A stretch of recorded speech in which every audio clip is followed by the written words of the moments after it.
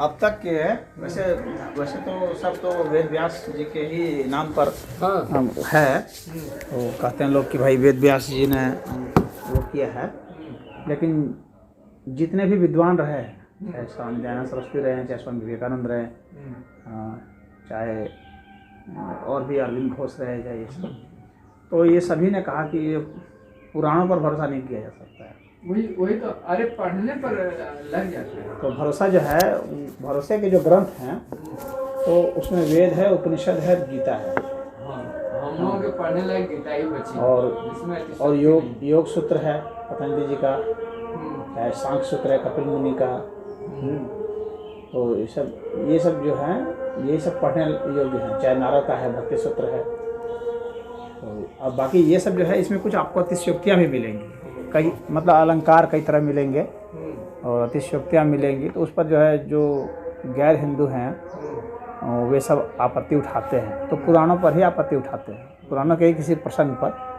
अब चाहे शिव पुराण हो, चाहे विष्णु पुराण हो, चाहे कोई भी पुराण हो, तो उसमें कुछ ना कुछ कवियों ने अतिशयोक्तियाँ की है।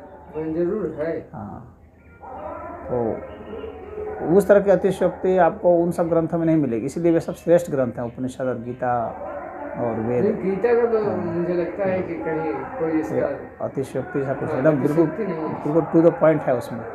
थोड़ा भी बाल भर भी जगह नहीं है उसमें आलोचना करने की। उसमें लिख दिया गया है कि जो भागवत का आधा लाइन भी पढ़ेगा उसका भी उद्धार हो जाएगा। कौन मालवी है उसके इतना दूर तक बिल्कुल।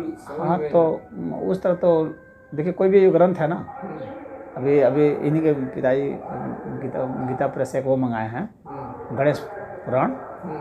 तो गणेश पुराण अगर आप पढ़ेंगे तो उसमें तो सब कुछ मतलब गणेश जी हेड है। हाँ, और हर चीज़ उन्हीं का है। शिव पुराण पढ़ेंगे तो शिव जी है, सब कुछ है।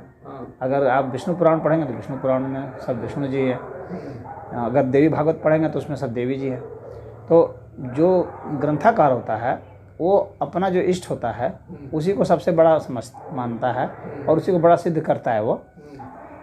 तो ये रहता है। लेकिन अगर आप उपनिषद पढ़ेंगे या वेद पढ़ेंगे तो इसमें तो पहला तो नाम ही नहीं है ईश्वर का।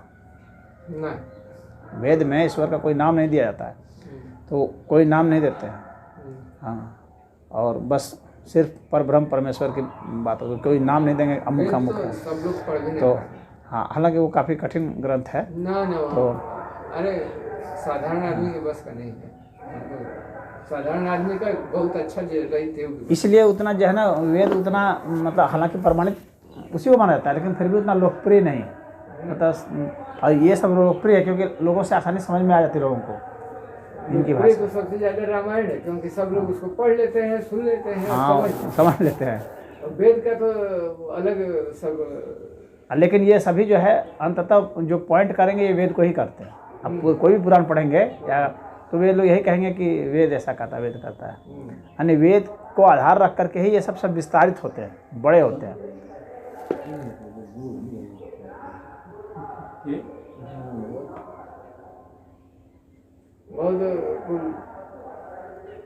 कठोपनिषद क्या है?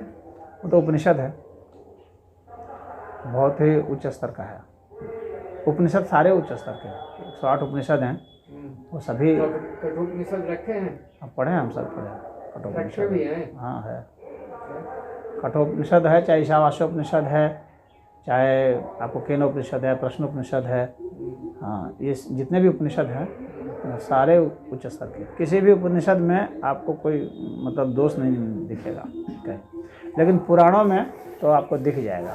जो बुद्धिजीवी आदमी है उसको पुराणों में दिखता है, चाहे कोई भी पुराण हो। हालांकि पुराण में बहुत सारी चीज़ें हैं, वेद की ही बहुत सारी बातें हैं, लेकिन कुछ गैर जो वैदिक है उसको भी कुछ अपनी बुद्धि से भी कुछ घुसा दिया उसमें। उसको नमक मिर्च लगा दिए। हाँ, नमक पढ़ने पर पता चल जाता है। हाँ, हम खंड 2 का 10वां पूरा पढ़े हैं लगभग।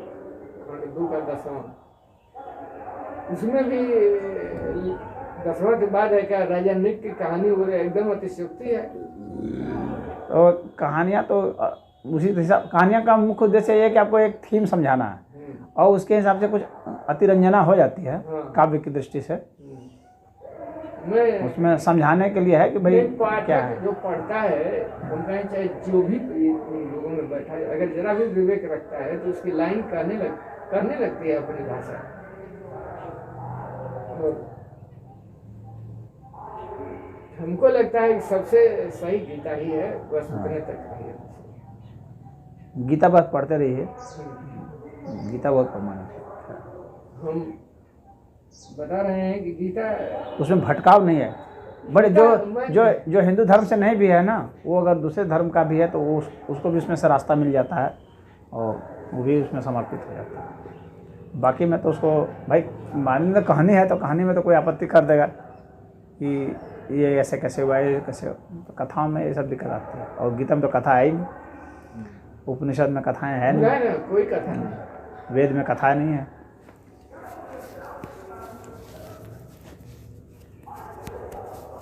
हम यही समझाते हैं जो हमसे पढ़ते हैं। हाँ, तो मैंने कहा था कि गीता तक ही रहिए, गीता में बहुत ज़्यादा भटकाव है इसमें। नहीं, जो एक बार गीता पढ़ लेगा फिर वो नहीं भटकेगा ना, फिर वो इन सबको भी पढ़ेगा ना, तो वो जान जाएगा कि कहाँ कहाँ पर जो है अतिशयोक्ति कर दी गई है।